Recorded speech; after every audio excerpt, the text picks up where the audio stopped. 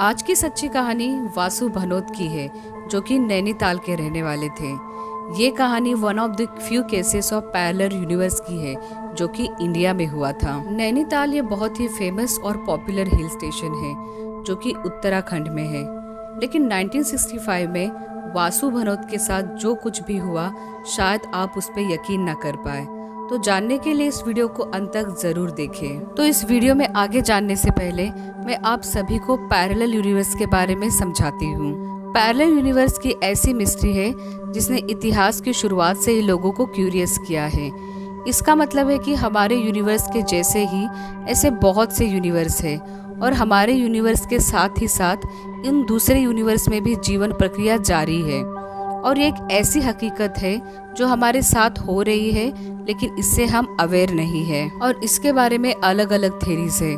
कुछ लोगों के अनुसार ये मल्टीवर्स होता है, जिसमें लाखों यूनिवर्स में एक साथ जीवन चल रहा है, और वहाँ रहने वाले लोग इस बात से बिल्कुल अनजान हैं। और कुछ लोगों के अनुसार इन लाखों यूनिवर्स में हमारा अस्तित्व भी है। हमारा भूतकाल और भविष्यकाल दरअसल दूसरे दुनिया में जीवन बिता रहा है, लेकिन इसके बारे में हमें कोई खबर नहीं है। भले ही आप में से काफी लोगों को ये झूठ लग रहा होगा, लेकिन हमारे हिंदू पुराणों और स्क्रिप्चर्स में भी अनंत कोटि ब्रह्मांडों का वर्णन किया गया है। दोस्तों, कई बार अचानक ऐसी गलती या इत्तेफाक से ऐसी घटनाएं हुई है जहाँ पे लोग इन अनंत कोटि ब्रह्मांडों में से किसी एक की झलक पाने में कामयाब हुए हैं, या फिर कोई दूसरी यूनिवर्स से कोई इंसान हमारे यूनिवर्स में आया हो। तो बिना देर किए स्टार्ट करते हैं वासु भनोत और उनके पैरेलल यूनिवर्स की ये सच्ची कहानी। साल 1965।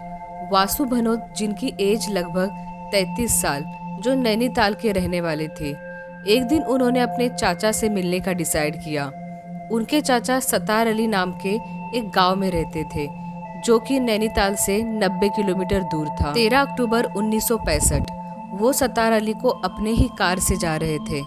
काफ़ी समय तक वो पहाड़ी एरिया में ट्रैवल करके बहुत थक गए थे, तो उन्होंने डिसाइड किया कि थोड़ा वो रेस्ट ले लेते हैं। थोड़ा रेस्ट लेने के बाद उन्होंने अपनी जर्नी वापस स्टार्ट कर दी। जब वो सतारगली गांव से बस कुछ ही किलोमीटर दूर थे, तो उन्होंने देखा कि रास्ते पे काफ़ी घना कोहरा है, लेकिन पहाड़ों जैसे इलाकों में ये चीज़ काफ़ी कॉमन है। ये सोच के वो धीरे धीरे अपनी कार उस कोहरे के अंदर से ले जा रहे थे। लेकिन जैसे ही वो उस कोहरे से बाहर निकले, तो कुछ स्ट्रेंज सा उन्होंने महसूस किया। जब वो कोहरा धीरे धीरे कम हुआ, तो उन्हें अपने चाचा का गांव नजर आया, लेकिन उन्हें ये महसूस हुआ कि उस गांव में कुछ तो चेंज हुआ है। उसने रियलाइज किया कि उस रोड के बगल में एक तालाब था, जो कि वो बचपन से ही देखते आ रहा था, लेकिन उस दिन वो तालाब का कोई नामो निशान नहीं था। भानु ये सब देख के पूरी तरीके से शॉक था, क्योंकि पिछले साल ही जब वो उस गांव में आया था, तो तालाब वहां पे मौजूद था, और एक साल में अचानक वो कैसे गायब हो सकता है। लेकिन भानु काफी जल्दबाजी में था, इसलिए उसने किसी से इसके बारे में पूछा नहीं, और उस टाइम के लिए उसने इस बात को इग्नोर करना ही ठीक समझा। लेकिन जब वासु अपने पुश्तैनी घर यानी अपने चाचा के घर पहुंचा, तब उसने दरवाजा खटखटाया।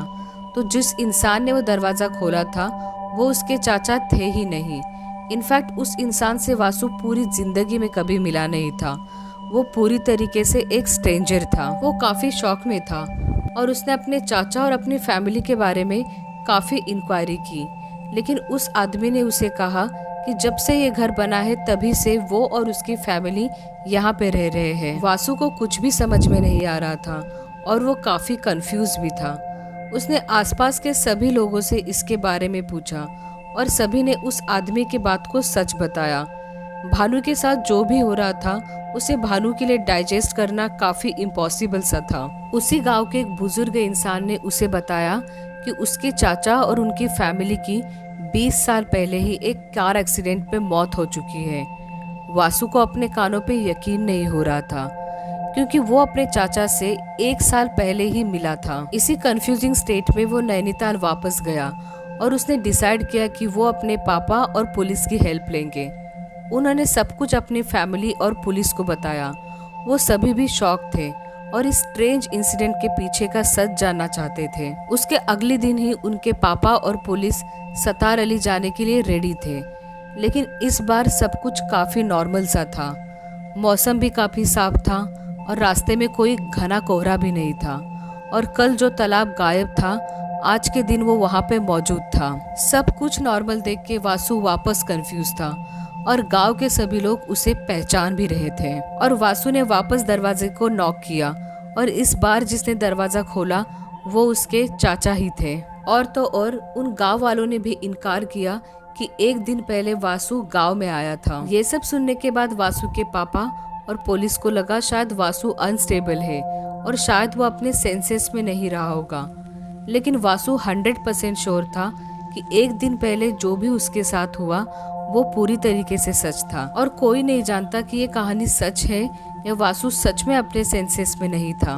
लेकिन अकॉर्डिंग टू साइंटिस्ट वासु के साथ जो भी हुआ वो सच भी हो सकता है और ये पैरेलल यूनिवर्स का केस हो सकता है। शायद उस घने कोहरे ने ही दो दुनिया को जोड़ने का काम किया हो और हो सकता है कि शायद वो दूसरी दुनिया में चला गया हो, जहाँ पे वो दूसरी दुनिया उसकी रियल लाइफ दुनिया की रेप्लिका हो, लेकिन अलग कंडीशंस के साथ। आपके इसके बारे में क्या थॉट्स है मुझे कमेंट सेक्शन में ज़रूर बताएं और ये स्टोरी अपने मिस्ट्री लवर फ्रेंड्स और फैमिली के साथ ज़रूर शेयर करें। और अगर आपने इस वीडियो को एंजॉय किया होगा तो मुझे कमेंट सेक्शन में ज़रूर बताइए फॉर द पार्ट 2।